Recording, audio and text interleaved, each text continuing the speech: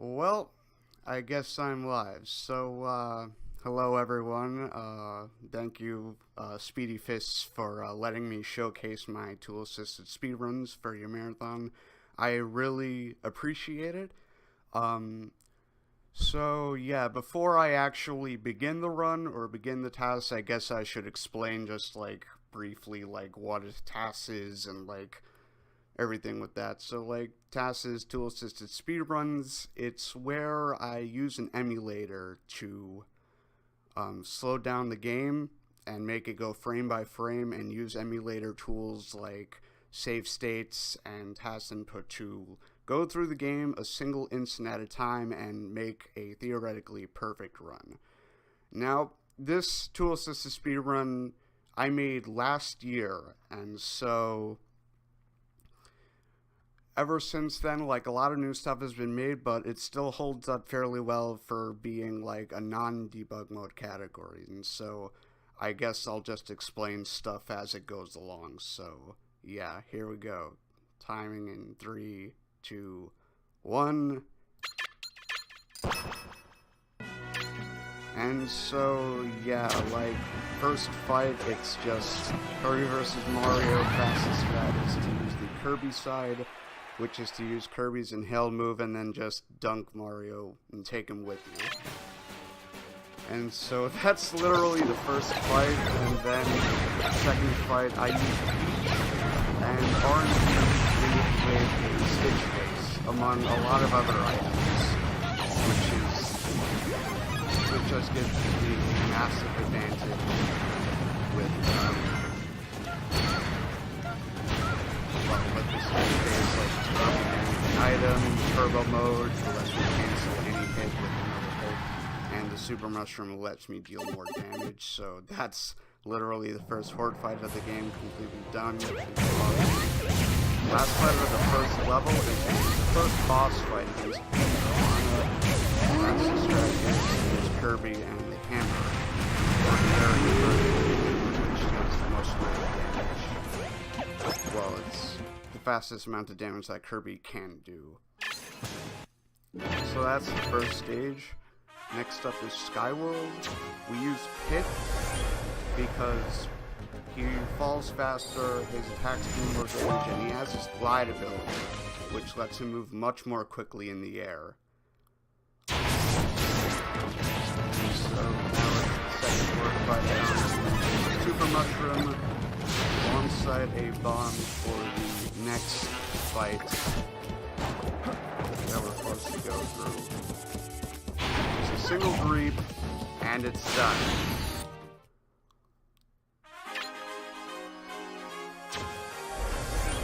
So yeah, once again we choose Pit here, fall down a bit, go through this mini auto-scroller,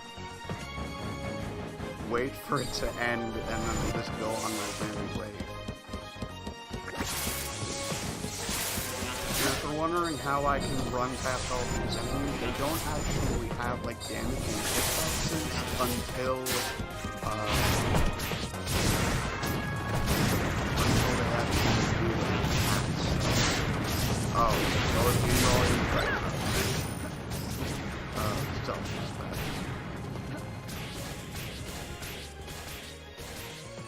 So yeah, I went through one more horde fight, and that's the end of the level. Now we're on to the Sea of Clouds. Now the thing about the PD Piranha fight is that you can either choose to save Peach or Zelda. I choose to save Zelda, which the reason being she can transform into Sheik, which makes these levels a lot more faster. Because Kirby is relatively slow, Zelda is slow, but Sheik is quick.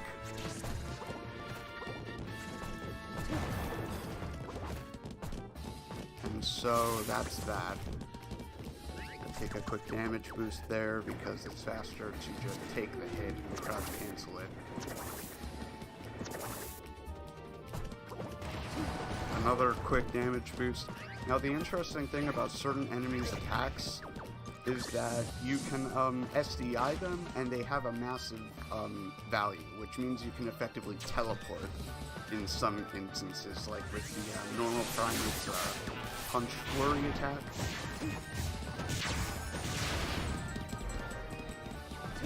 To make quick work of that enemy generator, I RNG for a Super Mushroom, and then I go into this fight and just defeat all the enemies.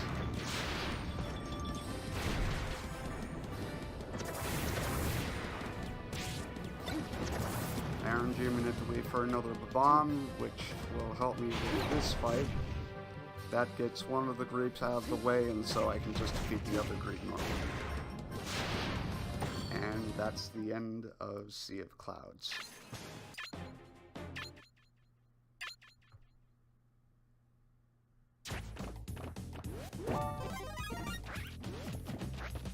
Next up is Diddy Kong and Donkey Kong Central level. I go and get a Super Mushroom from that box, which is pretty much literally one of the only instances where it's like a 50-50 shot of getting Super Mushrooms, so that was easy to RNG manipulate.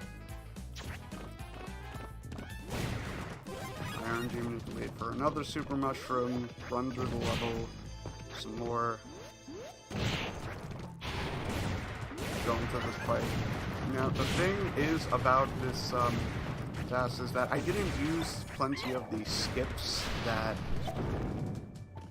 were actually, like, known at the time, or, like, right now, but we'll get to that later after we're done with this. But yeah, now we're going through the first, like, actually long auto-scroller in which I actually spend my time on RNG manipulating for stickers, which will be useful in the future. Now, stickers in this game, alongside being like a collectible item in Subspace, they actually allow you to power up your characters, like, depending on the sticker. Like, you can power up your characters like leg attacks, arm attacks, or like electric attacks if your character is heavily reliant on them. And so I RNG manipulate to get as many sticker drops as I can in these auto-scrollers, so that I have a better chance of getting, like, better items, or better stickers in this case. So once again, we choose Pit over Mario because Pit is just overall faster. I purposefully get hit so I can do a little damage boost.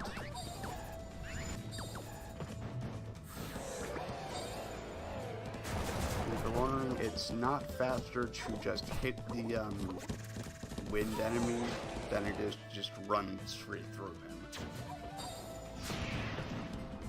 And so now we're dealing with, once again, another auto-scroller with several port fights. Now the strategy that I didn't use this time was to use Pit's arrows, like, in the waiting sections to, like,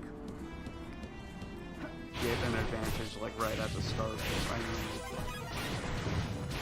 that would have saved time, but I didn't do it for some reason. I made this over a year ago, so I need to wait for another Super Mushroom so I can defeat these enemies easier. I also get a Beam Sword, which will be helpful just a tiny bit in this last fight, in which I throw it at an enemy and hit it as soon as it spawns.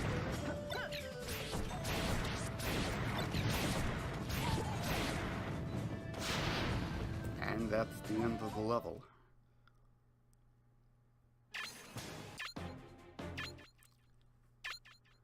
So now we're on to the lake against Rayquaza. I choose Fox over Diddy Kong because his aerial attacks are just much faster and do more damage.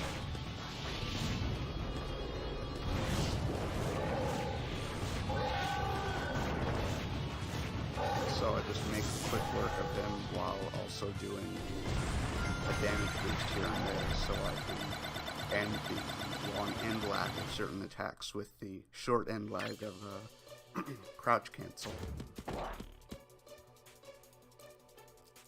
Now the gimmick of this level is that you go through many different doors and like switch the layout, and so you're switching between two different like areas, technically speaking.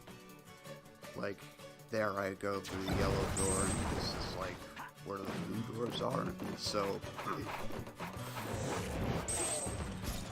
I do a fancy little damage boost while canceling on the edge to use his side beam to get to the end a bit more quickly.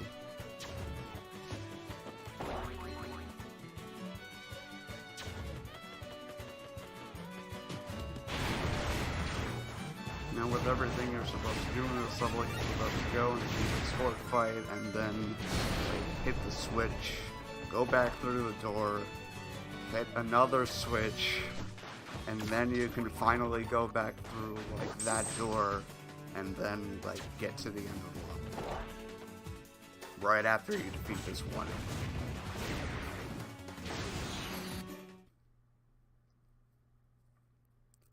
Now here's another auto-scroller, which, and if you're wondering, the audio is muted because of copyright on YouTube. The song is copyrighted, so, well, I mean, if there, yeah, no, there's no audio, so that's why there's no audio. Sorry about that. There's nothing I could have done about that.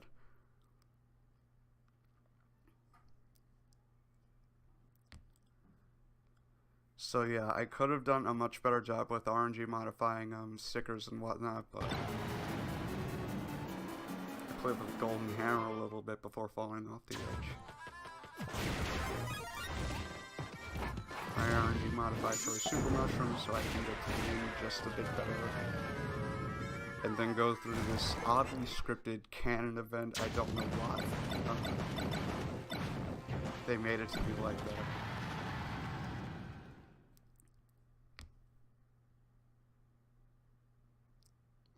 And that's the end of the lake. Now it's time for the Ruined Zoo, where we see Lucas, Ness, and Squirrel. And we start with another auto-scroller.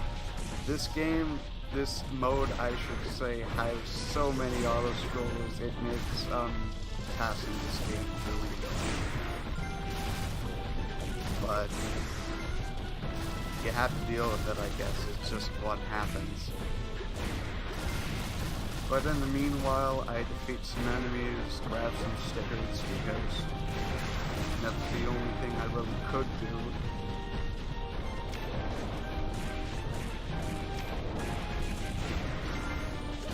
I get 2 stickers from the enemy.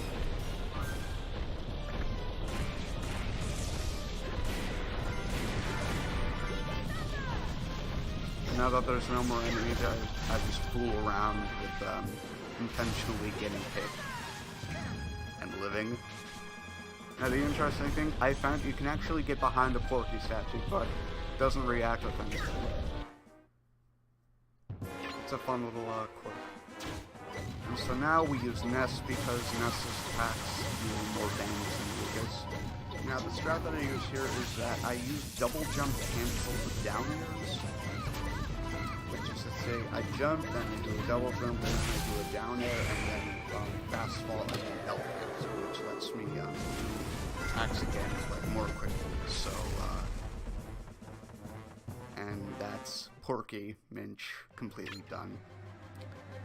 Now, fun fact, the reason why the Pokemon trainer is named Mewtwo is because of Project M, like replacing the Pokemon trainer with Mewtwo effectively, like in actual fights. Now, the reason why I use Squirtle over Lucas is because his movement is much faster than Lucas with frame perfect, angle perfect wave dash. It's one of his fastest movements.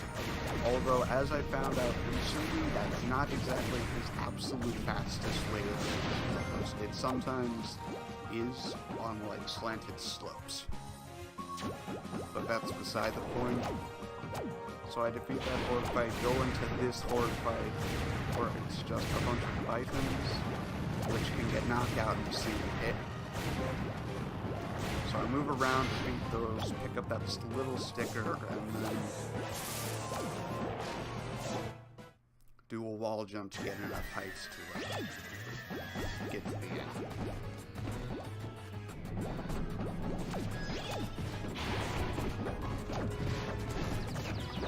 I do a quick little damage boost to reach that fire triangle more quickly.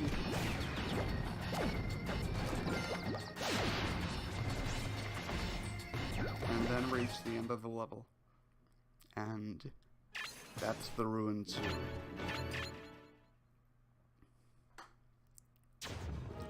So yeah, here's the Battlefield Fortress. The only enemy, or the only character you can choose is Marth. He's a relatively fast character, so it was pretty fun tassing his part.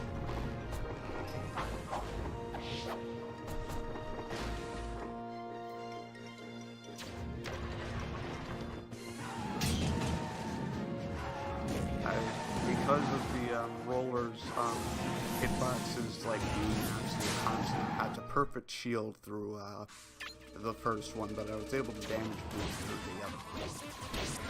And so now we're in this rather large horse fight where you can either choose between Marth or Meta Knight. I choose Marth here thinking that his larger attack range would help him a bit, even though his aerials themselves don't do like a lot more damage than Meta Knight's.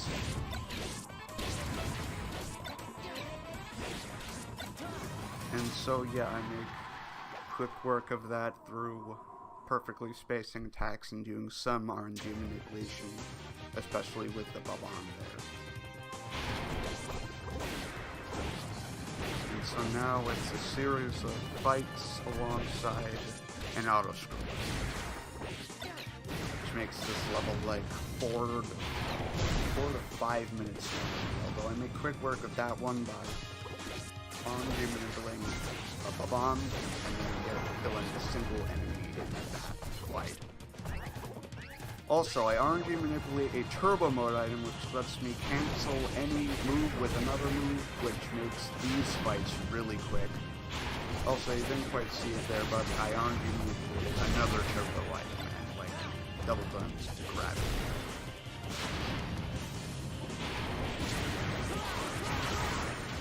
And so the turbo mode item makes this section a lot more quick than it normally would, because with TAS you can cancel moves so much more quickly with the ability to go through the game frame by frame.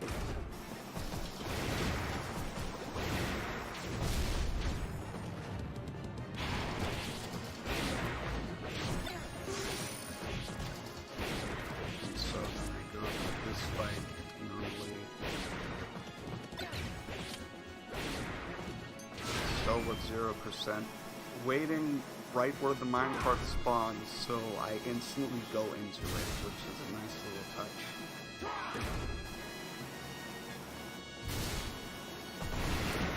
Now obviously, the minecarts are like the fastest way of getting through the level. It's just that large. And so funnily enough, this is also effectively an auto-scroller section, even though it doesn't really feel like. And so that's the end of that section. This is the final section of the level, which consists of one final fight.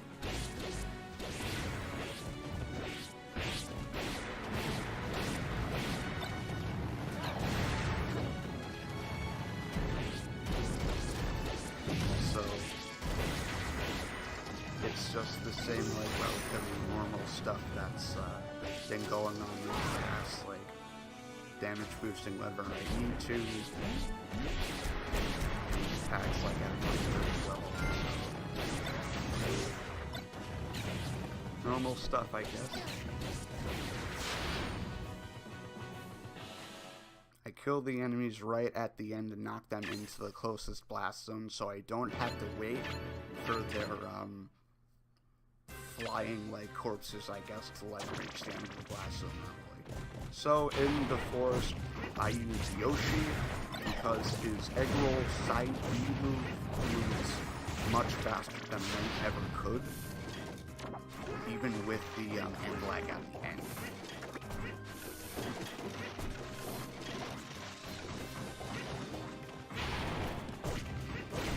So we reach the second fight, where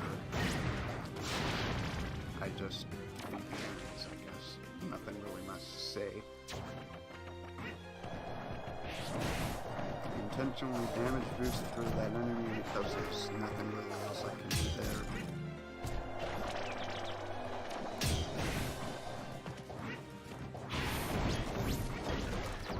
Now, another reason why Yoshi is used over Link is because he can also double jump cancel, much like Ness can, so that allows him to do quite a bit more damage than others.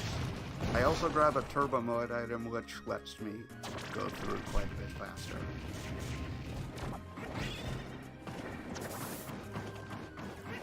Also, fun little fact, Yoshi's frame perfect, angle perfect wave dash actually moves him faster than his normal dash. So in instances where it would be too slow to use egg roll because of the end lag, I use his wave dash. Helps just a bit. It's not that much faster than his dash, but it's definitely noticeable. So that was the end of the forest. Now we are on to the research facility, which introduces Zero Suit Samus and Pikachu. In the areas that we use Pikachu because his fastest movement is his quick attack cancels, which is faster than Zero Suit Samus' dash, and Samus' super user, so.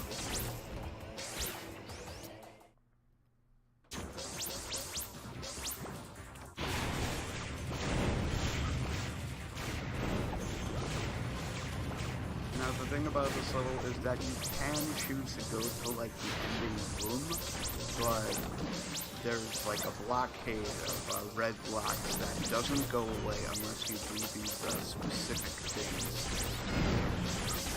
Now in this case, I actually use Pikachu's down B Thunder to hit a red switch that's actually above me, which saves time. So hitting that switch causes the this platform to appear, which will safely incur another auto-scroller.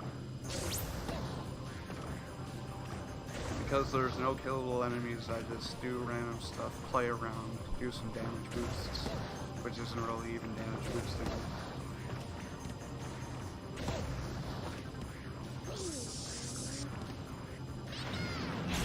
The damage is actually important for later. Now in that case, I use Thunder to hit the enemies right as they spawn, so they die as soon as possible, so then I hit the switch. I actually damage boost slightly there, which is just a bit faster, and then so now I'm back in the main hub. Quick attack up to the room, the door I should say. Do another damage boost, launching me right to the ending door with this.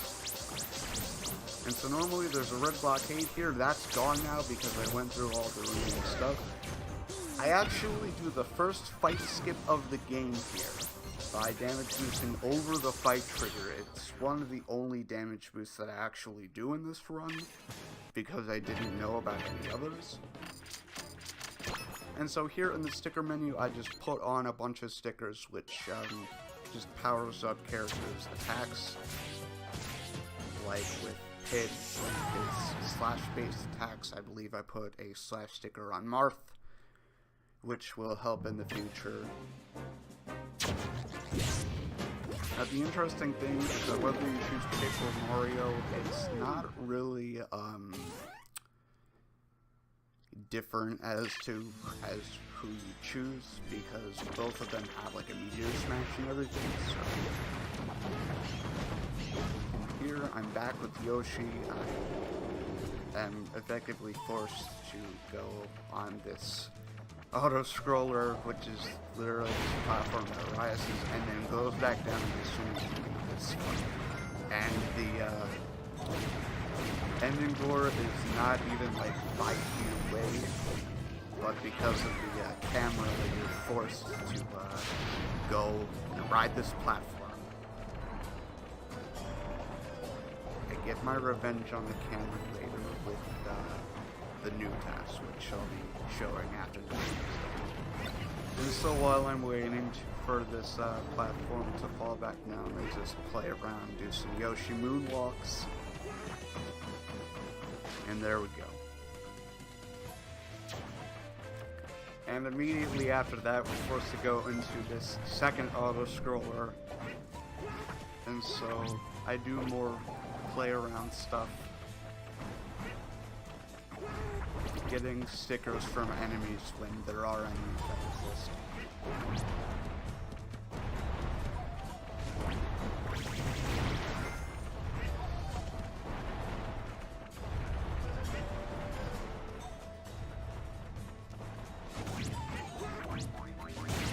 And so there's not really much else to talk about.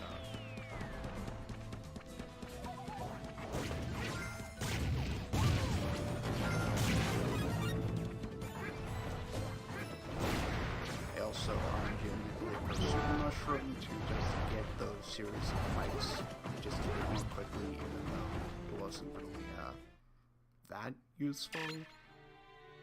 It was useful enough. And so final section, I still use Yoshi. He's especially helpful with the ground pound, which lets him reach the minecart much more quickly than the other characters possibly could. And so these flaming pillars are cycle based. I barely make that cycle through well-timed damage.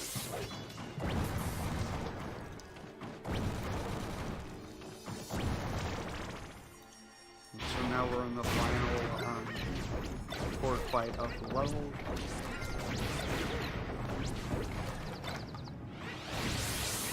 And immediately for a bomb on to quickly get to the other enemy. And that's the end of the level.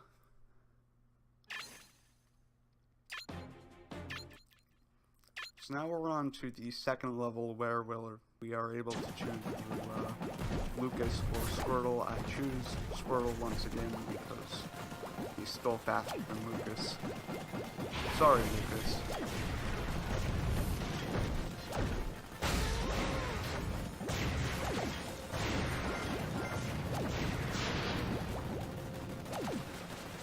So that fight is over. I intentionally take damage to get through that section more easily.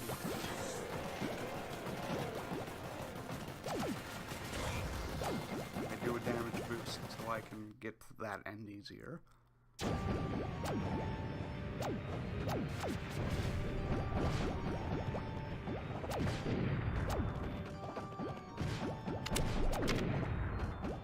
I'm effectively forced to hit the button to remove the flames from activating so that I don't waste time on getting hit. And so with these series of fights, they go by quickly, especially because I aren't immediately for a super lecture. And if you're wondering, I can get different items depending on what exact frame I'm filming on, which means sometimes I intentionally waste frames to get an item.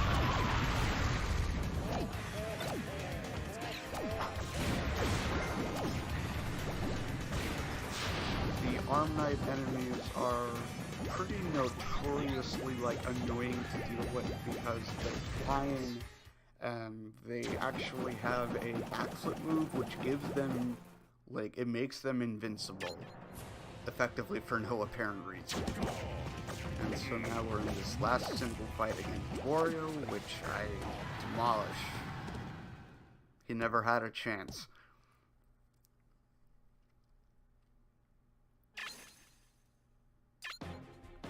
And if you're wondering, we can skip cutscenes simply by pressing start and then pressing A, so cutscenes thankfully are completely optional. And so with this area, I choose Yoshi once again out of the group.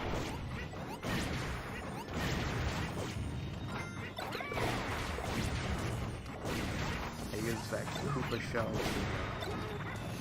to effectively play bowling with that series of enemies. And then I have to wait for that hammer throw to just jump off, die himself.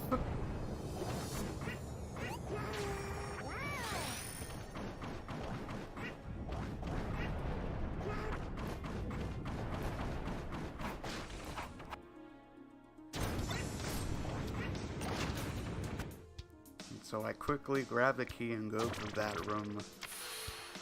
Yoshi's egg roll is quite useful here. Damage boost with the Koopa Troopa. And yeah, the interesting thing about the shell pod enemies is that they can actually be grabbed, despite not looking as if they can be grabbed. So I grab them with Yoshi and knock them off of the edge so that I don't have to damage them and wait for their shell to come off, which wastes even more time. I do more damage boosts here.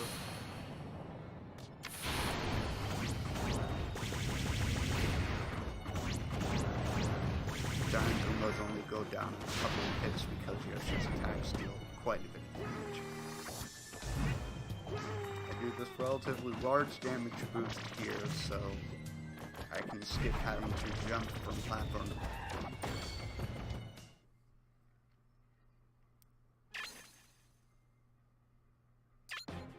And so now we're in the actual ruins area where we find the rest of the Pokemon Trainer's Pokemon, although we still only use Squirtle.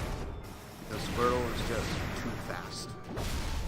Also, fun little Easter egg that the project and development team put in was that if you use an Upton and then press B, right at the end of it, you can put on his shades from the Squirtle Squad, which is nice. And so, I go with that normally. I use his neutral aerial attack, which gives him super armor, which lets me go through the spikes. So here's another auto-scroller with some RNG manipulation and stickers and stuff. Help me get stickers. So, not really much to say aside from that.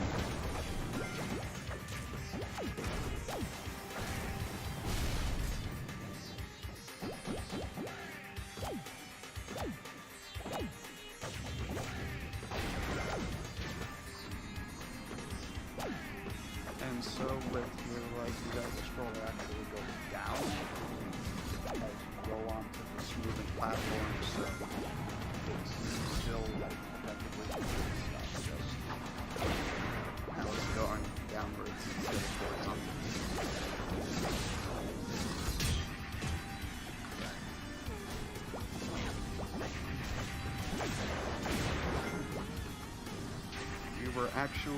We would have been introduced to Metal Prime back at the research facility level, but because I skipped that fight, we don't see them until here. And so we're forced to choose Ivysaur, and because the Pokemon Trainer's down B isn't exactly functional, I intentionally SD with Ivysaur because Lucas is fast. And so I make quick work of the enemies here, as we're introduced to another auto-scroller with the moving platform.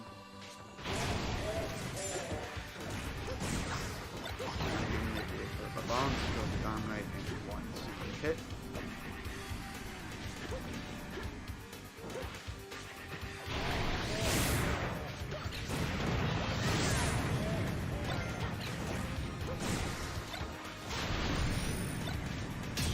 So because the camera still has to actually move to here, I can't exactly go on with the motion. Now the thing about Lucas is that his wave dash is also faster than his normal dash, and it's actually almost comparable to Squirtle's wave dash, which is why I didn't self-destruct to Squirtle in the time between fights. it also makes this fight with Charizard easier because Lucas has Meteor Smashes or Spikes while Squirtle does not. And so that's the end of the Ruins level. Now we're on to the Wilds, in which I actually choose Meta Knight here because I finally realized, I should say, that his dash speed is much faster than mine. He's one of the fastest characters in the game behind like Captain Donald and Sonic and stuff like that. Now with this, I do a little damage boost, and then I do a big damage boost. It doesn't skip a fight or anything, but it does let me get to tier higher, in which I ride the flying carpet enemy to actually skip this fight. Second fight skip of the game, or of the run right now.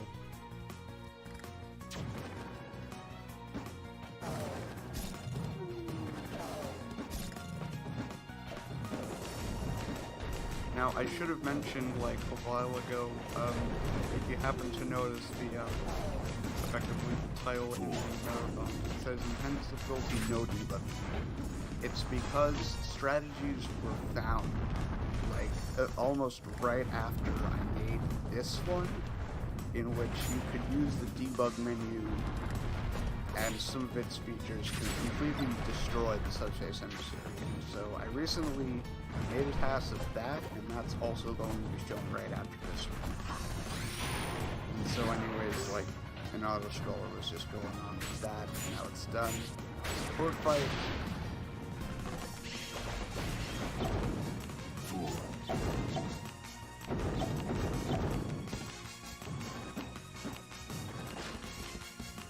And so now we fight against Gallium. Now the interesting thing is that one of these stickers that I put on Mark earlier was a slash sticker which boosts the power of his attacks that have a slash effect, which is effectively all of Mark's attacks, except for like maybe like one or two of his throws. So yeah, that makes dealing with Gallium much easier and much more quick.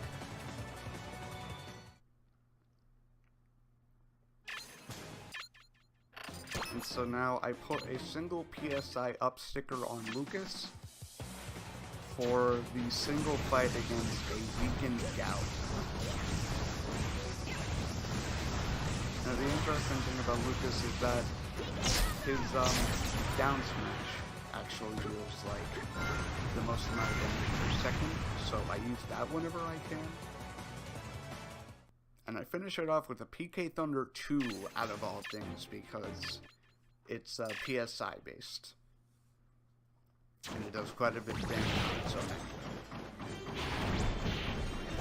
So now we're on to the Wilds 2, where the only required enemies to be beaten are the shell pods, so I intentionally died so that the shell pods run off screen with me. And so then, like, I spawn as Kirby, Kirby dies, and so now we're Pit.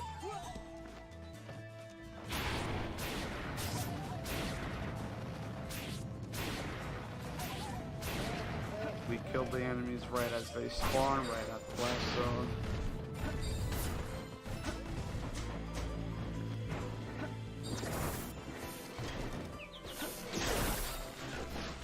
I do a really big damage boost, which lets me zoom right towards the end of the door.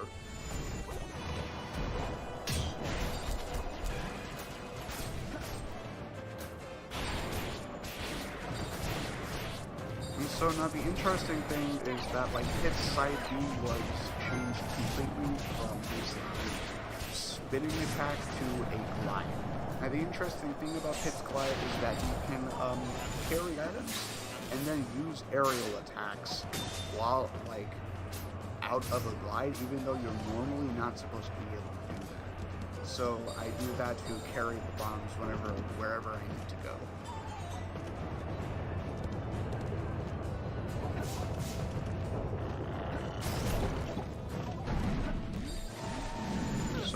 jumping over the Wheelie enemies. We're done with that level.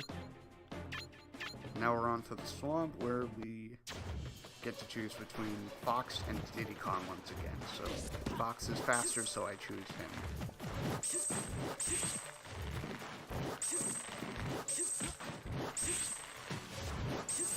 And so his side B is used heavily in this area because there's not much ground areas. But there's a lot of areas which he can use his side B to get across the board.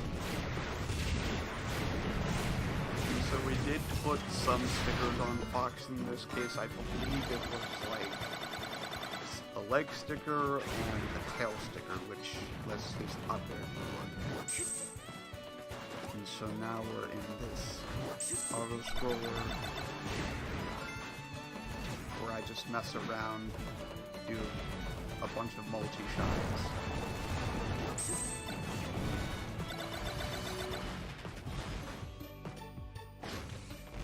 And I enter the door, the frame, it actually spawns on screen, so... Now this fight, it's completely, like, up to chance effectively as to what Diddy Kong does, but with Falco you can do the easiest quick kill strat, in which he runs towards you, techs, and rolls completely to, like, the left lasso. It's kind of funny.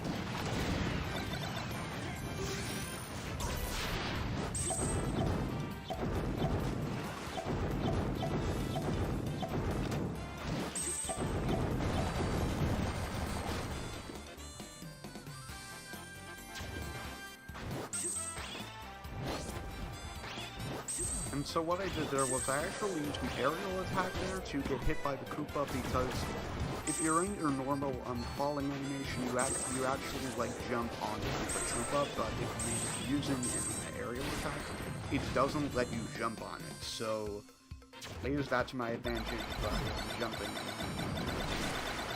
and then getting a little damage. Now with this auto scroller, I do quite a bit of multi-shining, 20x exit, as it's commonly described. Now, the really interesting thing about the Koopa Troopa enemies is that if you, or the flying Paratroopa enemies, is that if you simply knock them, like, off, like, if you, like, clip their wings effectively and have them fall into the water, they're not considered dead and they respawn. So you have to physically get their health to 0 in order to, actually kill them. Which is interesting because if you knock other enemies off of the edge, they actually die. So I'm not quite sure why that's the case with the Koopa Troopas, or Paratroopers. But yeah, now we're back to the research ability. This is the second time we're here. We use Pikachu. We're forced to wait for this red blockade to disappear. Nothing I can do about that.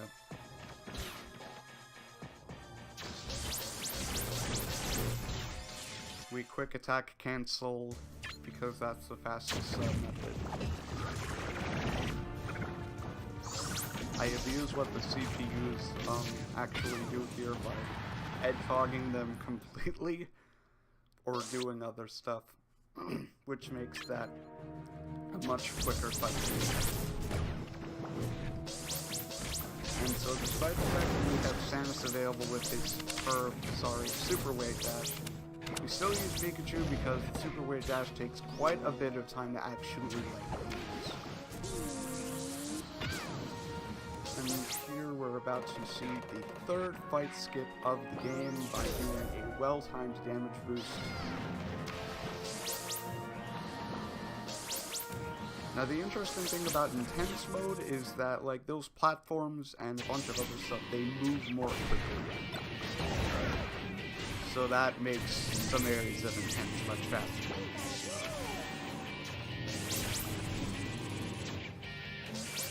And so with this, I just damage boost as much as I can to complete the objectives. And now we're fighting Ridley.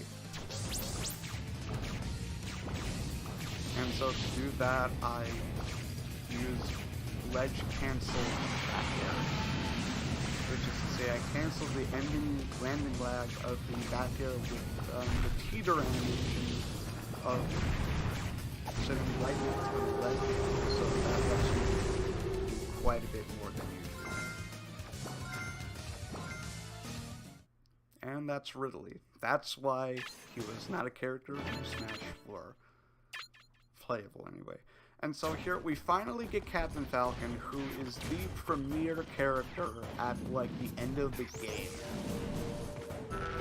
Because his movement speed is the fastest available. Because you don't get to choose Sonic until the end. And he has his knee attack, which deals 18% unmodified. And his down air is a really good meteor attack. And so naturally, like, with all of that considered, I can make it completely easy for this fight. I also RNG modified a super movement out of the enemies dying in the smart box.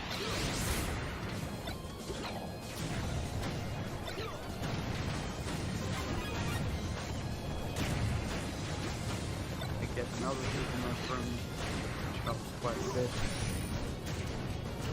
And it lets me do very quick work with the metal primals, which usually takes quite a bit of hits to destroy. And let's see, with that, now we're at the Glacial Peak. And also here I put like as many stickers as I can on Captain Falcon. Now, I chose the Ice Islands here because they're framed perfectly button-mashed side view. Lets them rise pretty high up, but looking back on it, like Meta Knight can still be quite a bit in the Zelda items, which I'll be showing in the next TAS. So I go through that door, leave Nana behind.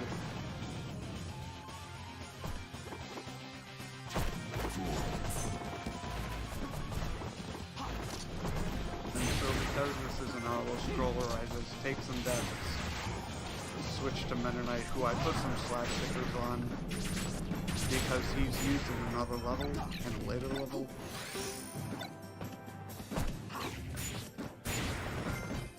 And so I modify some stickers here, even though they're not really useful, because I got enough stickers for Captain Falcon.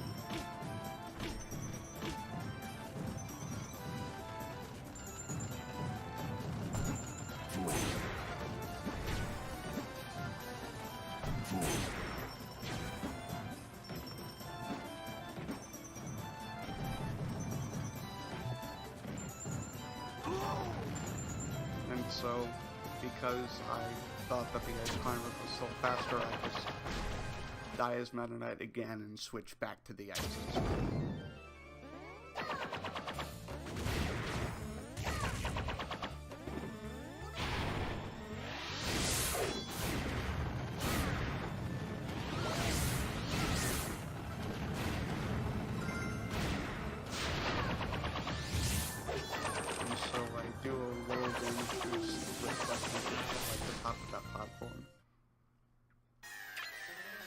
And so then Meta Knight and Lucario fight. I choose Lucario because he has a meteor attack in the form of his aerial side B, which Project M devs actually implemented. So we make absolutely quick work of Meta Knight. And so now we're into this single 50 only horde in which I already modify a turbo item and go completely ham on all things here. In the midst of all of that, I already modify another turbo item.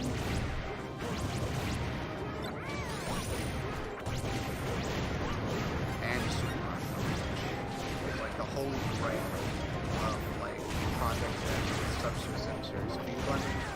In terms of like incomes, is RNG modifying a turbo item and a super item. It's great.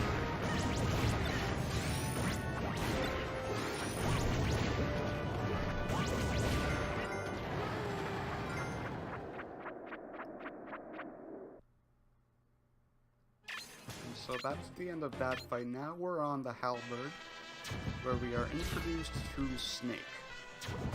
Snake isn't used because Meta Knight is faster. In the sections where you can choose between Meta Knight, Snake, and Lucario, so...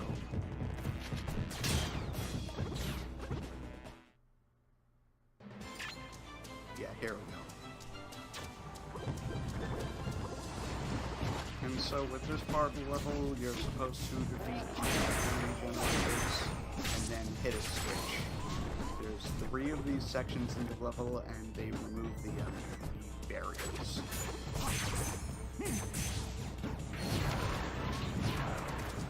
And so after I defeat the second one, I do some upbeat stuff.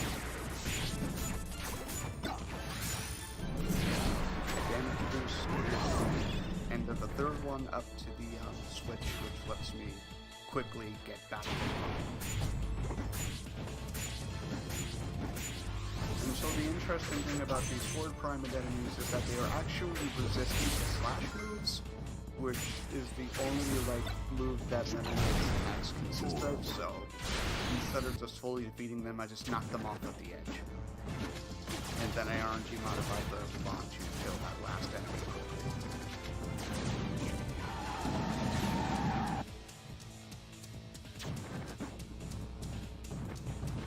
And so the gimmick of this room is that all of the enemies correspond with a certain key to remove a block more effectively, and so I go through that as quickly as I can. I actually modify the bomb, which lets me get rid of that enemy more quickly, and then the final enemy is the first one, and there you go. Now we face off against Dark Peach and Dark Zelda, which I destroy easily through a single down B, which is one of Meta Knight's strongest attacks. And so now we get to choose between Peach and Sheik. In this case, I choose Sheik. I'm thinking that Sheik's running speed would be more than enough to offset Sheik's low airspeed. Because the thing about this room is that there's wind blowing to the left, which slows you down, and then makes Sheik's airspeed even worse. So I do a damage boost here to reach that switch more easily, which lets me enter the door.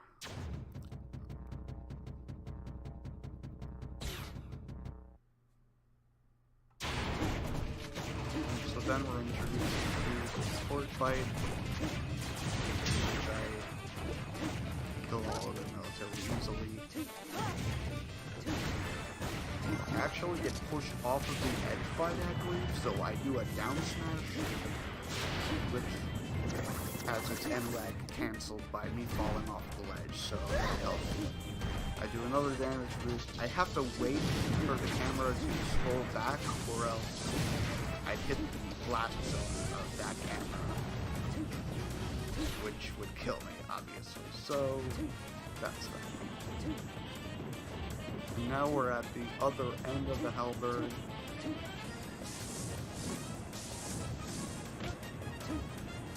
Whopping 264%. And so now this stage consists of a single fight against Juon. I choose Fox here thinking that it would be too difficult to modify RNG to get a stick-based turnip. Peach, especially since Fox's perspective, can actually knock back the field's attacks against it. Now, the fun little fact is that his missile attacks actually also damage him, so the best strat there is to jump into the missiles as he's firing them, which kills him. And so now we're in the third part of the research facility. Effectively, so the Pikachu, go up elevators, go down elevators. Do the single fight that's required in this level.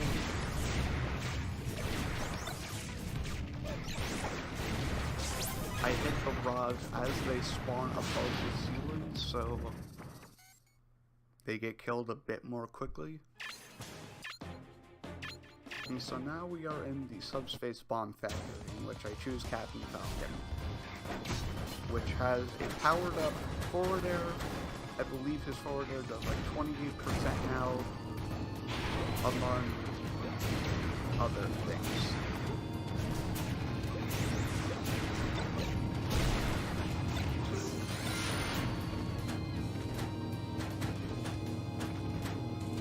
And so I defeat those enemies and go into the solid storm, which I can't really do about.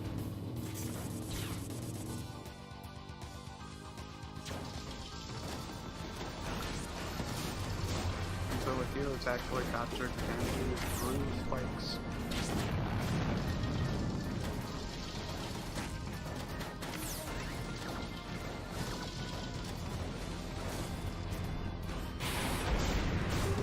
Now the blue switch is hidden behind like that wall, in which you have to go through a fight to get past. So I do that, I grab a ray gun and throw it at the switch, which activates it without me having to run towards it.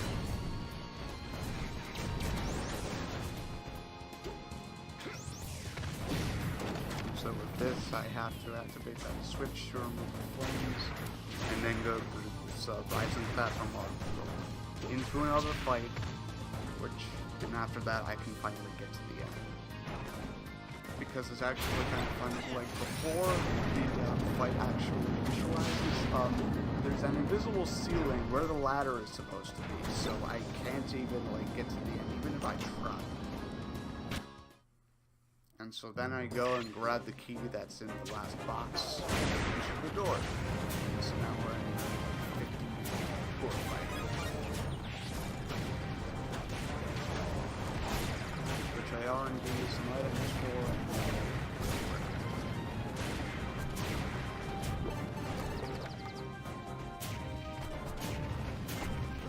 Yeah, another secret that I put on Captain Falcon was increasing the launch power of his attacks, which means his knee can launch opponents much farther than what normally would launch attacks.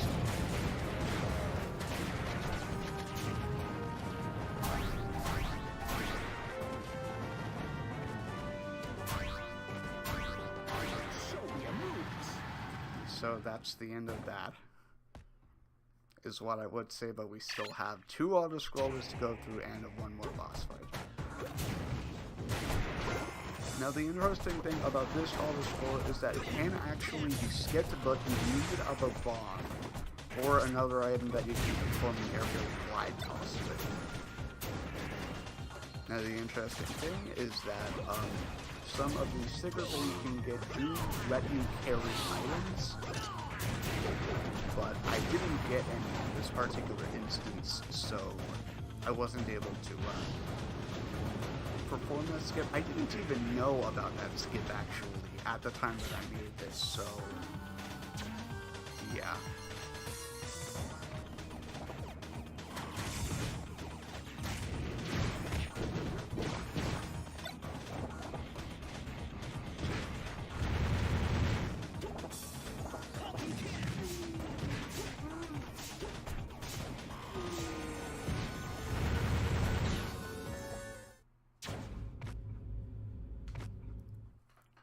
And so now we're at the boss fight against Ness, who just so happens to have a 1.3 times weakness to electric attacks, which means that he's crazy really quick.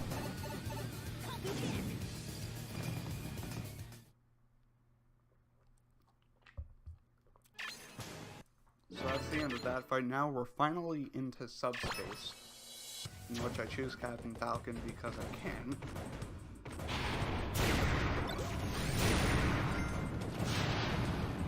And so after that really quick fight, we are introduced into this auto-scroller that scrolls pretty much as slow as a snail. And so, if you were wondering how ridiculous the auto-scrollers are in this game, now you know.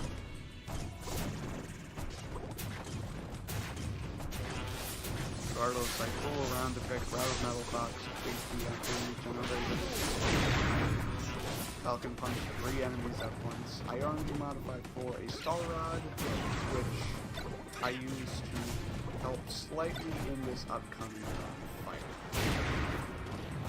By throwing it and then having it instant enemy generator spawns.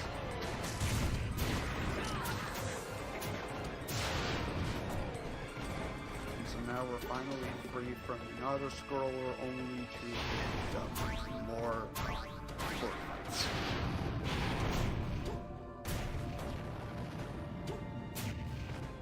It only consists of those sponge paintings, briefs, and dragons in these particular instances.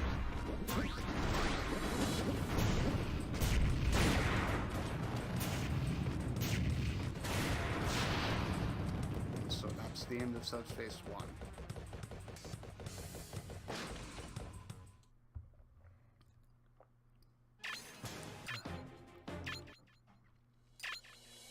And so now with Subspace 2, I actually use Koopa because his wave dash, Frame Perfect, Angle Perfect wave dash, is faster than either Ness or DDD can run, so he's useful for that.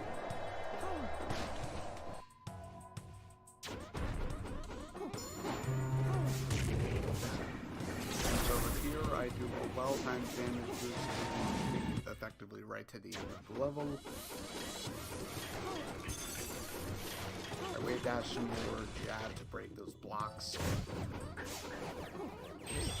Now it happens off screen, but Captain Falcon was on the upper platform there, so I grab him because he's useful. And then I completely ignore Mario because I was not a nice person when making this task. I bait Bowser into air dodging off of the edge of the stage there, and so that's Subspace 2 completely done. And so now we use Kirby, because he's the only character you can use this.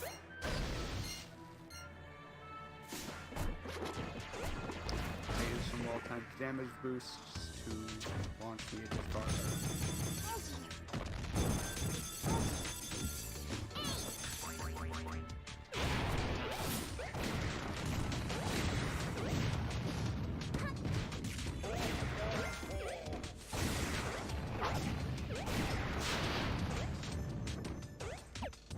And so with this, I humorously remove the heart container and now get off of the edge of the platform, even though I'm at 129%, and I really need that, but I don't really need that, because this is taxed.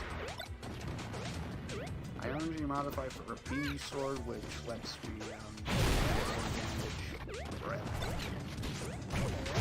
It also lets me skill prime it off of the edge, and that one, and that one.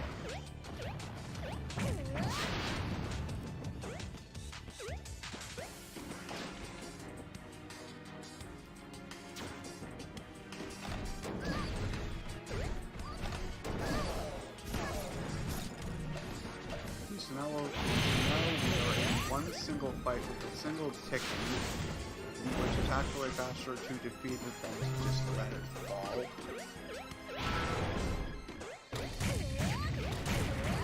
So now we're in the final fourth fight of the entire game, because everything else after this is the Great Maze, which has no horde fights. Although it does have character fights and boss fights, so there we are.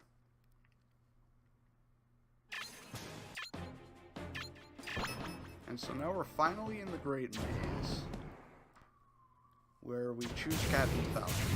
This is Captain Falcon.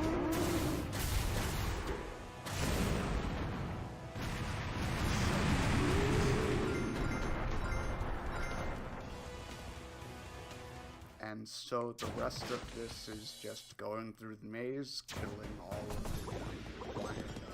the shadow fighters and bosses, and getting to Debug, which consists of forward air and then down air.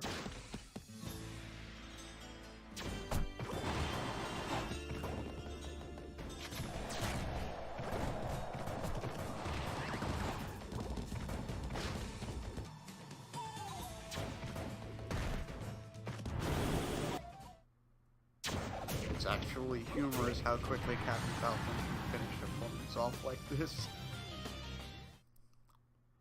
But that's how it goes.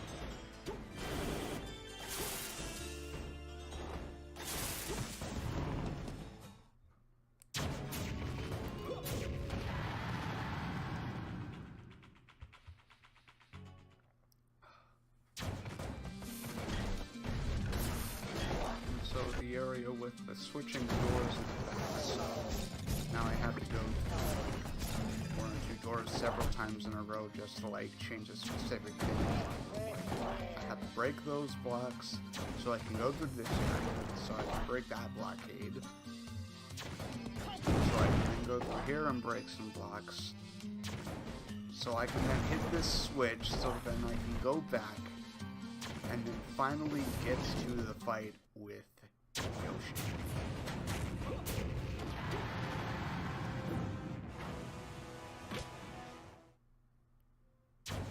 So then I can finally go through that door and then finally get out of this specific area of the maze.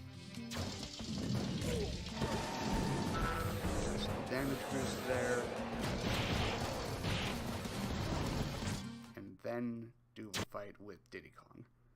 And the audio is muted here because it's the same music track that was in the auto-scroller in the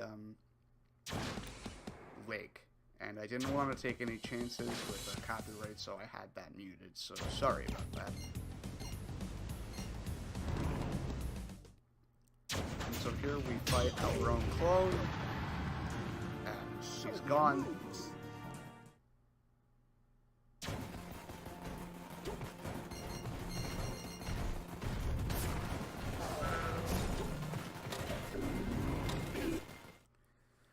So after the fight with Ulma, because it'd be too slow to backtrack all the way up to that starting area, I performed a save reset here, in which I back out of subspace, go back into the mode, and then continue on from there, because it's faster to do this than it would be to backtrack. So now we fight Dulon again. Now the interesting thing about Dulon is that he's actually coded to have walls and fields on his own body, which means I can tech all of the attacks he throws at me on the wall base of his own field. It's nice, and it's also kind of funny. You're just helping yourself get destroyed.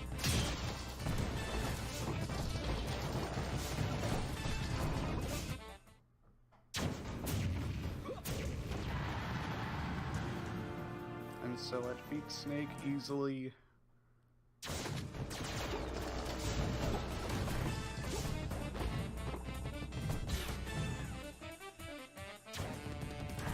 now we have to go into this little section, grab a key, unlock the door, all to justify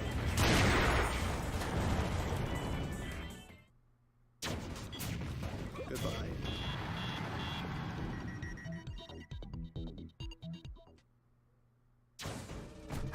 So the thing is, I didn't realize that it'd be faster to save and reset after that fight as well, but I didn't. I actually backtracked all the way up to here. I don't think it wasted that much time though, so it's still pretty fun.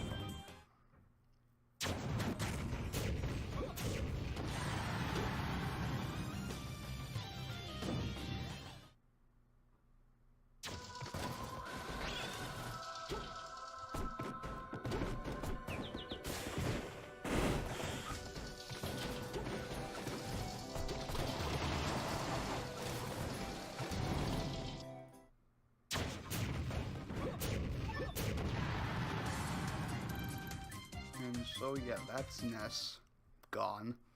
And so then we have to backtrack slightly to go to this door, and then go through that section, or a couple of sections, so we can like Corky again.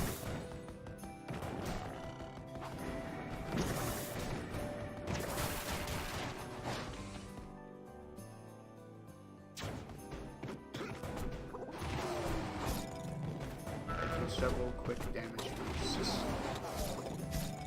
with attacks that don't cause knockback, because if they do cause knockback, then camera freezes, which isn't really good. So I have to destroy Park Image here through down smashes and teching on the wall portions of his bodies. It's also like nuance in that his surface has actual walls.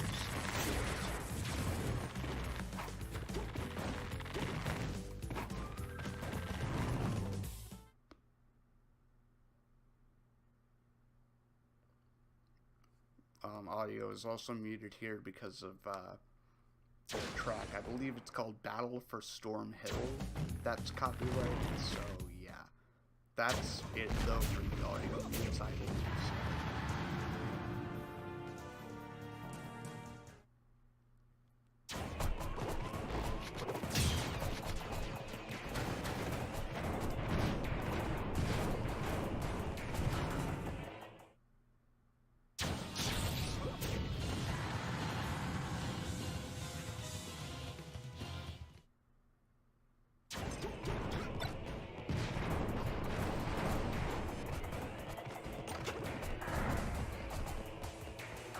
So interestingly enough, I could skip that elevator, but I didn't think about it at the time, so I didn't. Now the interesting thing about this is that you're almost supposed to go all the way to the end, grab a key, and then unlock the door to hit the switch, but Captain Falcon's up air just lets him hit the switch through the floor.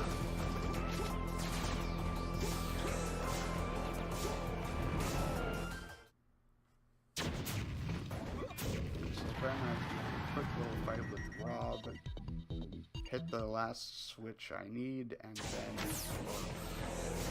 hit the last switch I need.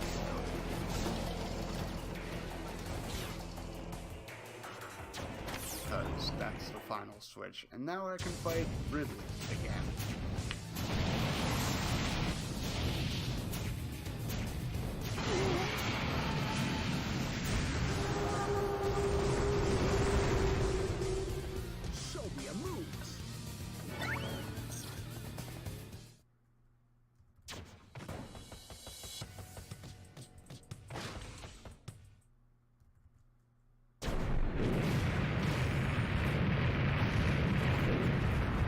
So with this, because the flaming pillars don't cause actual, like, knockback, they don't cause, like, effectively, like, taking damage hit, I guess, they don't lock the camera, but they don't cause the camera to remain frozen, so...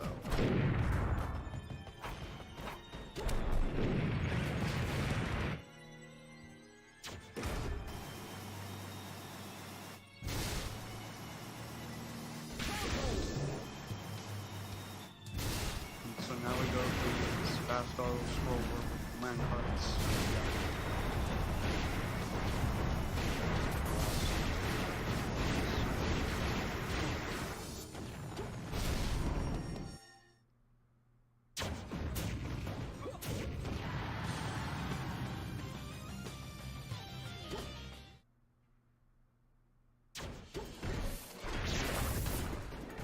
And so in this particular area of the Great Maze, we fight Fox, Falco, and Matter. That was Falco. Now we go into another room, which would be this one. Go all the way to the end. Cans.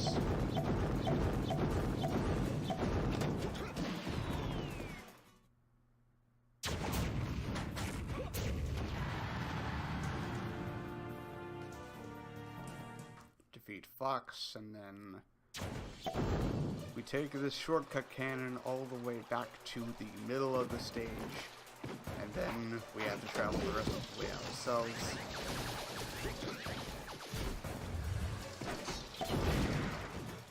Using another shorter cannon, And now we can finally fight Metaverse.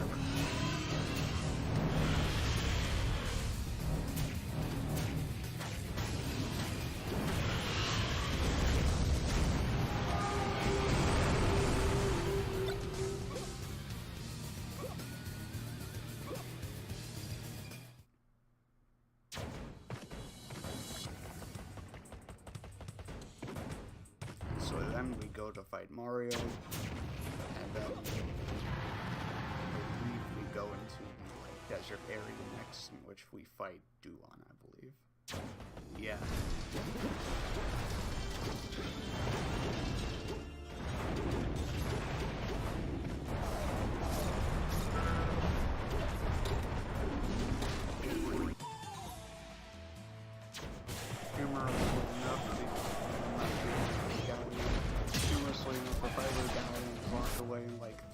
Rooms. Like, I believe it's in this room where the door to fight Kirby. So you go through 3 doors worth of rooms just to fight Gout.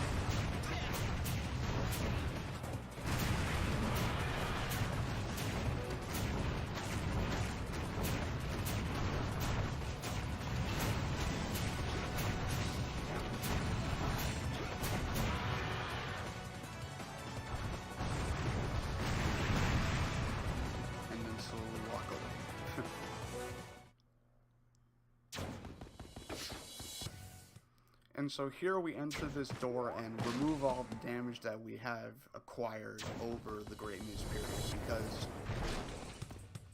because it's necessary for a little like shortcut, I guess, like near the end.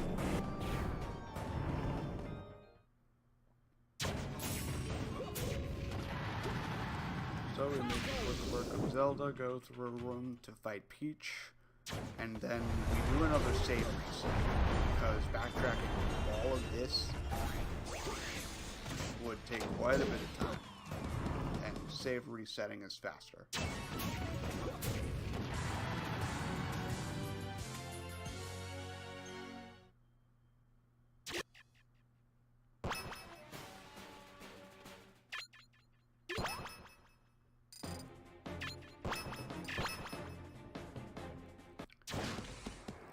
Specifically go all the way back to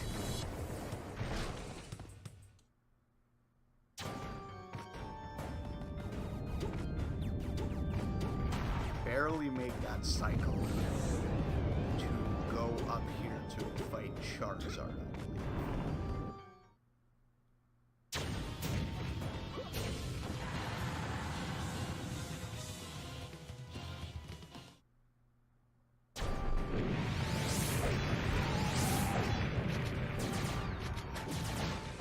Now, there was recently a route change that actually has us fight Charizard first and then Peach and Zelda second. But I didn't know about that at the time that I made this, so that's why I do effectively. So yeah, now we're done with Wario, so all that's left, I believe, is Luigi, Rayquaza, Lucas, the Ice Climbers, Marth, Ike, and Ganondorf, I believe. And then Taboo. So that was Luigi, who's hidden away in a sheer pit in one part of a relatively large level.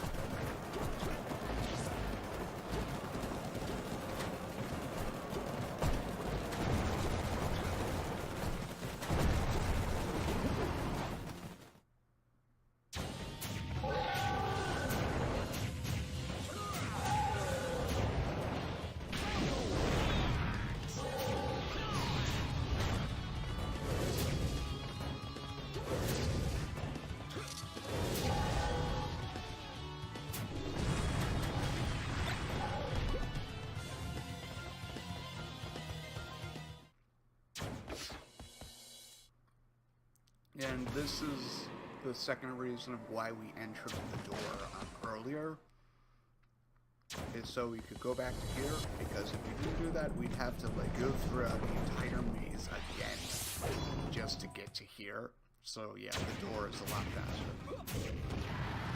There goes Lucas. And now I believe we're in the Glacial Peak area of the game. Of the game, I should say. In which we fight the ice climbers and the car.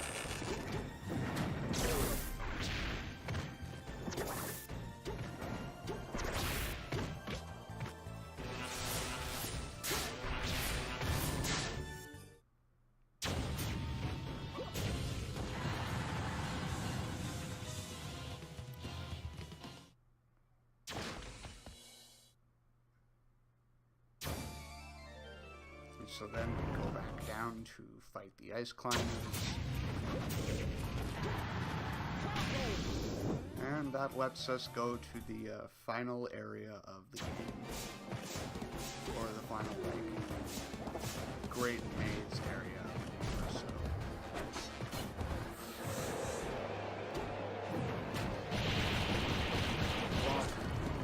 Hit that switch to break that block, that series of blocks. Which I can do hiding. In which he actually, I hit him the instant he drops his shield. But it looks as if I simply hit him out of his shield completely.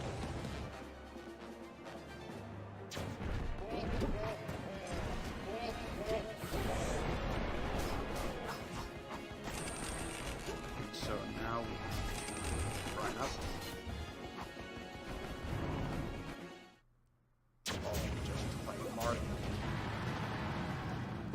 Fortunately, after we do that, a cannon spawns in, which lets us take a little bit of a shortcut.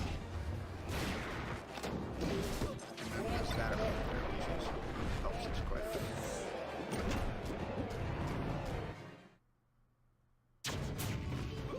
And that's Ganondorf, so all that's left is Taboo.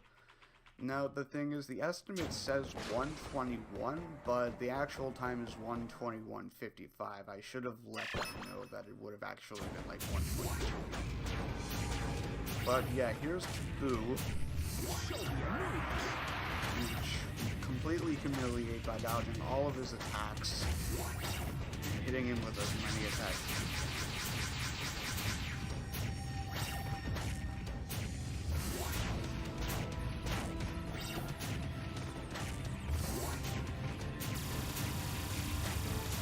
After some damage boosts, it's done. That's time for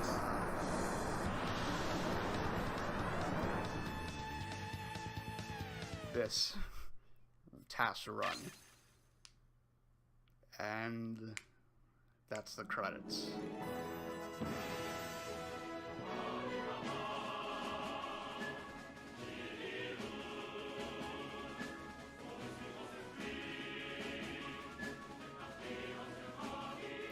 So that's nice with everything, but this was made in 2017.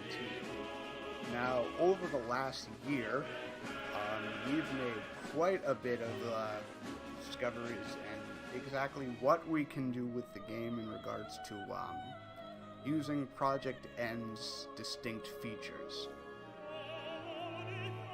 And so, let me just...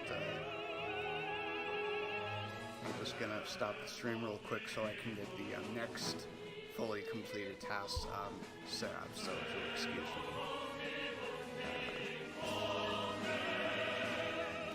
Just so I can do this.